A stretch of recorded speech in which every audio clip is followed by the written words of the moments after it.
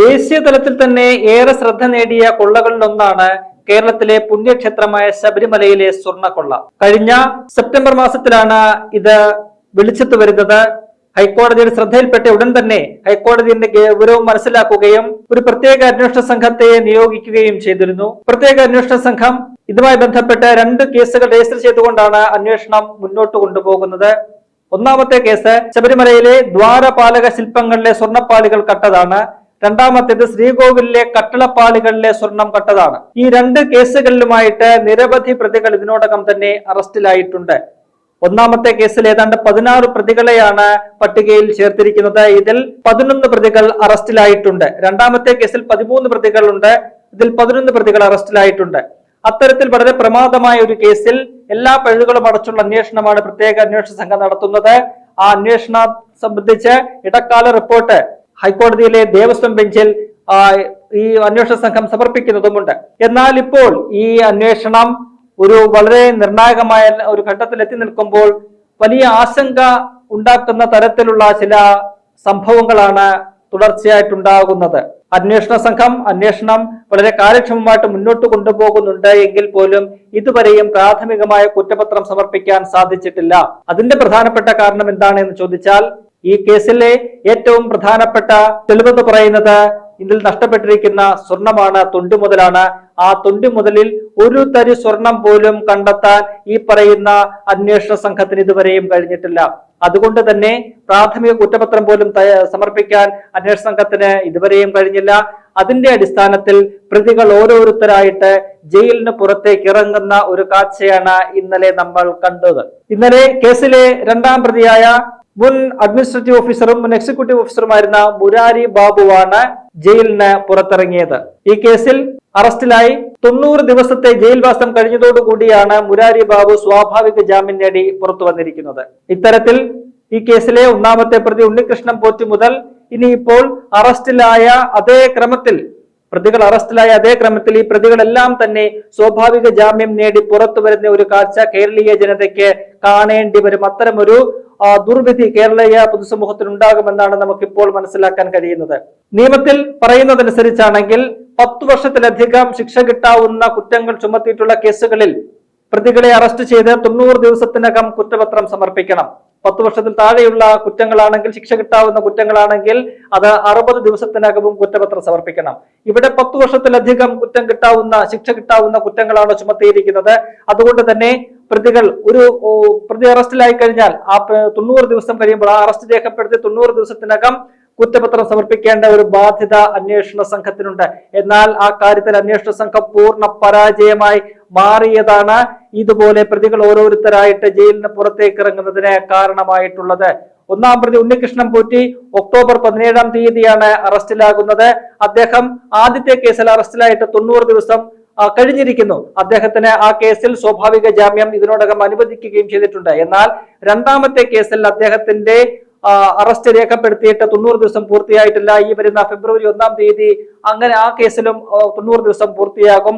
അങ്ങനെ ആ ഫെബ്രുവരി 1-നകത്ത് കുറ്റപത്രം സമർപ്പിക്കാൻ കഴിഞ്ഞില്ല എന്നുണ്ടെങ്കിൽ ഉണ്ണികൃഷ്ണൻ പോറ്റിക്കും ഇത് പറയുന്ന പോലെ ഫെബ്രുവരി 1-ന് അദ്ദേഹം 1-ന് ശേഷം ജാമ്യ ഹർജി സമർപ്പിച്ചാൽ വിചാരണ കോടതിയിൽ നിന്നും സ്വാഭാവിക ജാമ്യം അദ്ദേഹത്തിനും ലഭിക്കുന്ന ഒരു കാഴ്ച നമുക്ക് കാണാൻ കഴിയും. അത്തരത്തിൽ പിന്നീടുള്ള ഓരോ പ്രതികളും അറസ്റ്റിലായ പ്രതികളുടെ പട്ടിക നോക്കുകയാണെങ്കിൽ പിന്നീട് സുധീഷ് കുമാർ എന്ന് പറയുന്ന ഓഫീസർ അറസ്റ്റിലായി. അത് കഴിഞ്ഞാൽ തിരുവാഭരണ കമ്മീഷണറായിരുന്ന KS ബൈജു അറസ്റ്റിലായി. പിന്നീട് മുൻ ദേവസ്വം കമ്മീഷണറും ദേവസ്വം പ്രസിഡന്റുമായിരുന്ന N വാസു അറസ്റ്റിലായിട്ടുണ്ട്. അതിനുശേഷം പത്മകുമാർ അറസ്റ്റിലാകുന്നു. പിന്നീട് നിരവധി ആളുകൾ ഇങ്ങനെ ഓരോരുത്തരായിട്ട് വിജയകുമാർ ഉൾപ്പെടെ, പിന്നീട് ഗോവർദ്ധനൊപ്പം തന്നെ പങ്കജ് ഭണ്ഡാരി, ഏറ്റവും ഒടുവിൽ തന്ത്രിയും അതിനുശേഷം മുൻ ദേവസ്വം ബോർഡ് അംഗമായിരുന്ന KP ശങ്കർദാസ് വരെ 12 പ്രതികളാണ് ആദ്യത്തെ കേസിൽ അറസ്റ്റിലായി ജയിലിൽ കഴിയുന്നത്.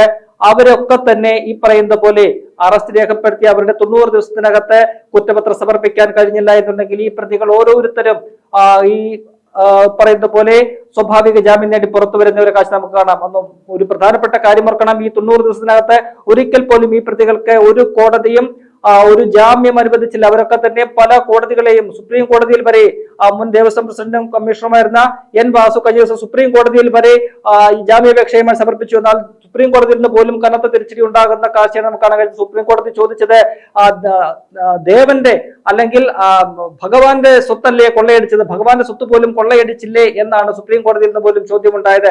അത്തരത്തിൽ ആ കേസിന്റെ ഗൗരവം മനസ്സിലാക്കിക്കൊണ്ടാണ് രാജ്യത്തെ നീതിന്യായ സംവിധാനങ്ങളെല്ലാം ഈ വിഷയത്തിൽ പ്രതികരിക്കുന്നത്. മാത്രവുമല്ല, ഈ പറയുന്ന പ്രതികൾ ഓരോരുത്തരും ഓരോ ഘട്ടത്തിലും ഈ കോടതികളെ ഈ ജാമ്യത്തിനായിട്ട് സമീപിക്കുമ്പോൾ അതിനെ എതിർത്തുകൊണ്ട് പ്രോസിക്യൂഷൻ രംഗത്തെത്തിയിരുന്നു. പ്രോസിക്യൂഷൻ അപ്പോൾ ഉന്നയിച്ചിരുന്ന പ്രധാനപ്പെട്ട കാരണം എന്ന് പറയുന്നത്, ഈ ജാമ്യ ഹർജി എതിർക്കാൻ പറയുന്ന പ്രധാനപ്പെട്ട കാരണം, ഇത് വളരെ നിർണായകമായ ഒരു കേസാണ്, അസാധാരണ കേസാണ്, നിർണായക ഘട്ടത്തിലാണ് അന്വേഷണം നിൽക്കുന്നത്. ഈ പ്രതികളൊക്കെ തന്നെ പുറത്തിറങ്ങിയാൽ അത് കേസിന്റെ അന്വേഷണത്തെ സ്വാഭാവികമായിട്ടും ബാധിക്കും. ഇവർ തെളിവ് നശിപ്പിക്കാനുള്ള സാധ്യതയുണ്ട്, സാക്ഷികളെ സ്വാധീനിക്കാനുള്ള സാധ്യതയുണ്ട് എന്നീ വാദങ്ങൾ നിരത്തിയാണ് അവർ ഈ പറയുന്ന ജാമ്യ ഹർജികളെ ഒക്കെ തന്നെ എതിർത്തത്.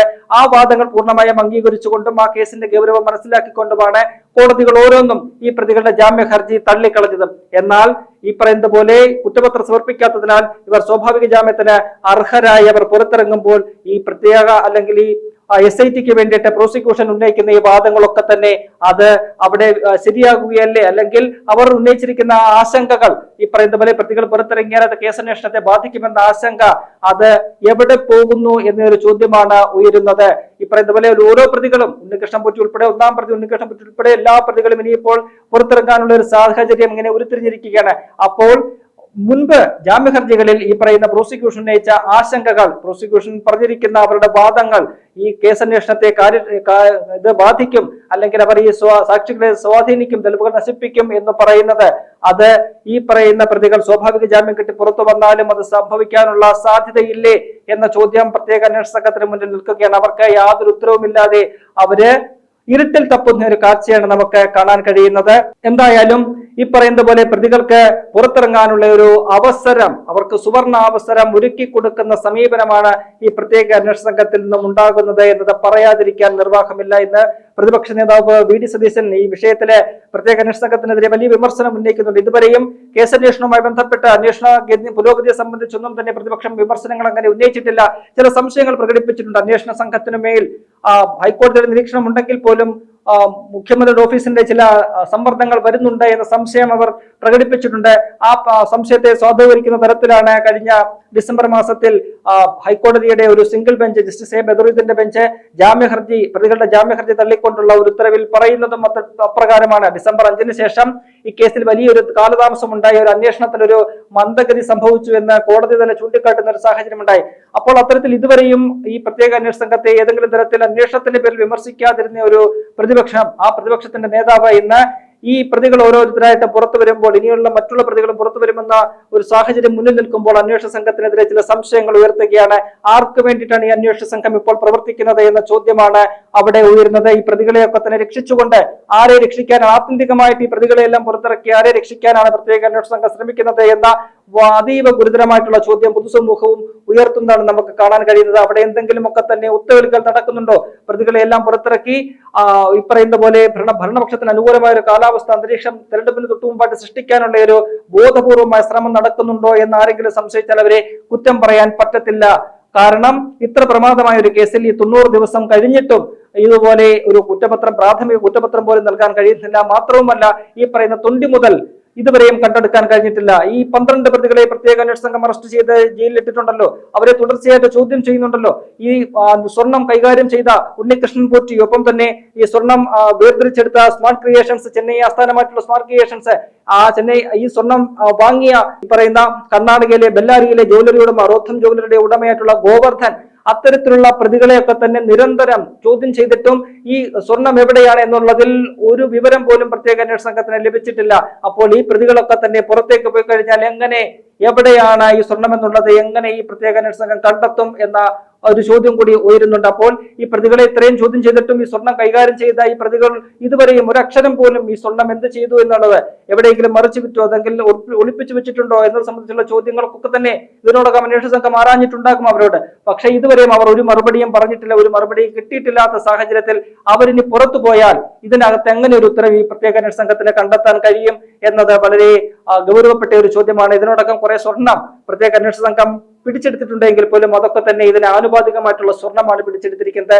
അന്ന് ശബരിമലയിൽ 98-ൽ പൂശിയിരിക്കുന്ന പൊതിഞ്ഞിരിക്കുന്ന യഥാർത്ഥ 24 ക്യാരറ്റ് സ്വർണം ഇതുവരെയും കണ്ടെടുക്കാൻ കഴിഞ്ഞിട്ടില്ല. അത് എവിടെ പോയി, എവിടെ കൊണ്ടാണ് ഒളിപ്പിച്ചിരിക്കുന്നത്, ആർക്കാണ് വിറ്റിരിക്കുന്നത് എന്നതിൽ ഇതുവരെയും ഒരു തുമ്പും പ്രത്യേക അന്വേഷണ സംഘത്തിനില്ല, ആർക്കുമില്ല. ഇതൊക്കെ അറിയാവുന്ന പ്രതികൾ പ്രത്യേക അന്വേഷണ സംഘത്തിന്റെ കസ്റ്റഡിയിൽ ഇരുന്നിട്ടും അതിലൊരു മറുപടി സ്വന്തമാക്കാൻ, അല്ലെങ്കിൽ മറുപടി ലഭിക്കാൻ ഈ അന്വേഷണ സംഘത്തിന് കഴിഞ്ഞിട്ടില്ല. ഒരു മറുപടി പറയിക്കാൻ, ഈ പ്രതികളെ കൊണ്ട് അതിനുത്തരം പറയിക്കാൻ ഈ അന്വേഷണ സംഘത്തിന് കഴിഞ്ഞിട്ടില്ല എന്നത് ഏറെ അത്യന്തം ദൗർഭാഗ്യകരമായിട്ടുള്ള ഒരു കാര്യമാണ്. എന്തായാലും ഈ കേസിന്റെ അന്വേഷണം എങ്ങോട്ട് പോകുന്നു എന്നത് വലിയൊരു ചോദ്യചിഹ്നമായിട്ട്, ഒരു സംശയ മുനയിൽ ഇങ്ങനെ നിൽക്കുകയാണ്.